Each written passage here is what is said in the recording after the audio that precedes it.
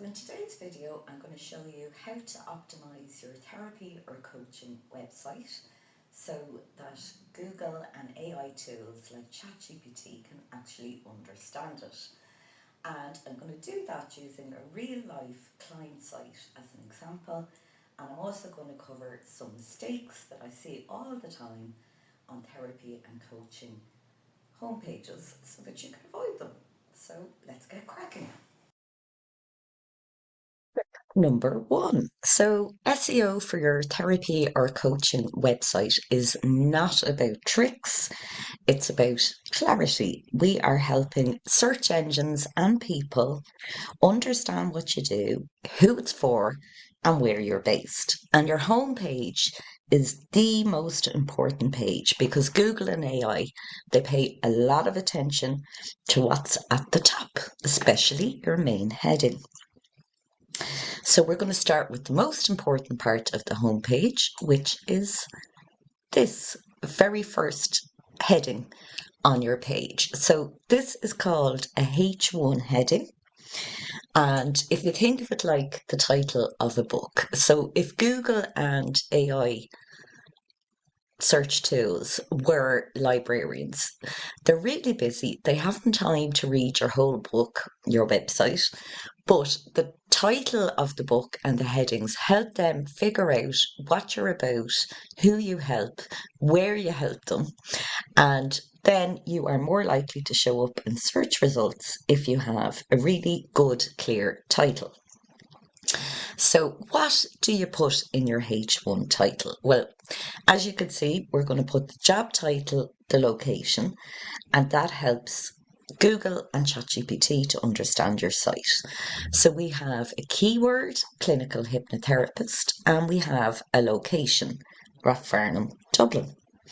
So this explains exactly what Entree does and where she does it. So even if people are looking for hypnotherapy online, if they are nearby, her site is more likely to show up now when they search for a hypnotherapist, and that makes it easier to rank.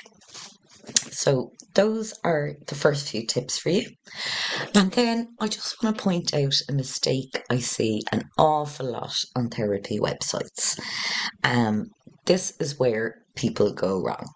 So images and user experience are so important. And what I see a lot of people doing is they have images where a client is looking depressed, they've got their head in their hands, they're looking sad.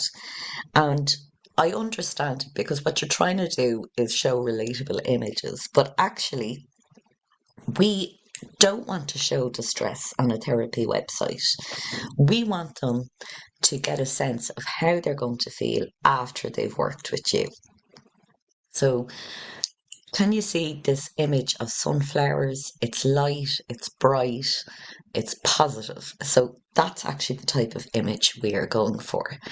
And that leads to my next tip about images. So before you upload an image to your website, save it with the keyword that you are trying to rank for. So clinical hypnotherapist, Rathfarnham, and she could pop in her name as well for branding.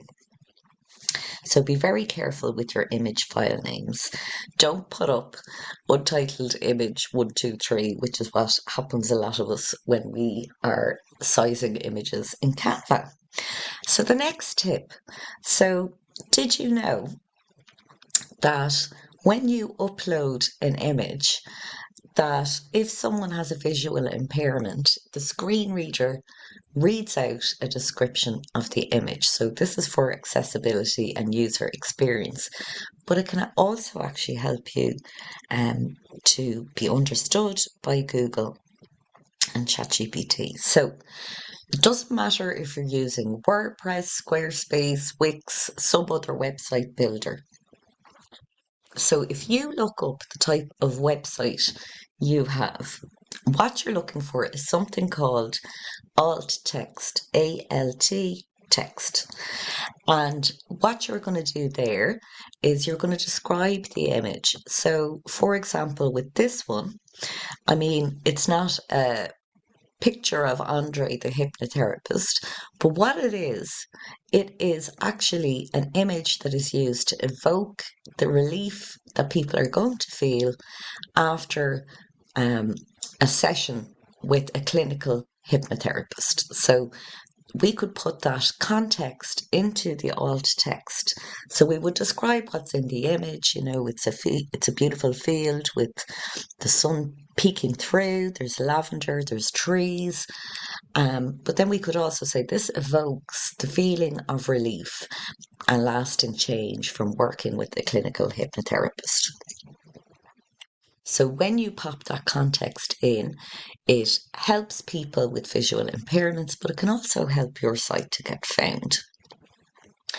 Now, I talked about headings and how important they are, so I'm just going to quickly show you this heading: in person and online hypnotherapy. So again, the heading, it's a bit like the chapters in the book. If we think about that busy librarian, we are giving a quick table of contents about what this site does. Okay, so alleviate tension and stress. We have blogs that help reassure clients. So there's nothing salesy about this homepage at all. Then look, testimonials from my hypnotherapy and havening clients. So again, the search engines will pick up on this heading. Ready to get started with hypnotherapy. And it doesn't look like it, but this is actually a heading as well. So it looks like it's the same size, but it's not. And the reason putting your availability is important is people could actually be specifically Googling for someone who offers sessions at the evening and weekends. Or if you only work daytime hours, then I would put in a heading that says daytime appointments available. So make that really clear on your site, because it gives you another chance to get found as someone is specifically looking for a therapist who offers evening and weekend appointments, for example. Now, one thing you can see from looking at this page, this is not a sales page. It's actually, its job is to reassure people and guide them to the next step. And the next step for a therapy website is usually to get in touch. Okay, so we have clear buttons, we have calm language, and there's a lot of reassurance. So again, things like the blogs where Andre is explaining, look, you know, I'm the right therapist for you if this, and this. Or if someone's a bit hesitant about seeking help, she's written a blog, you know, what happens during intake, what happens during that first session, helps the client picture themselves working with her.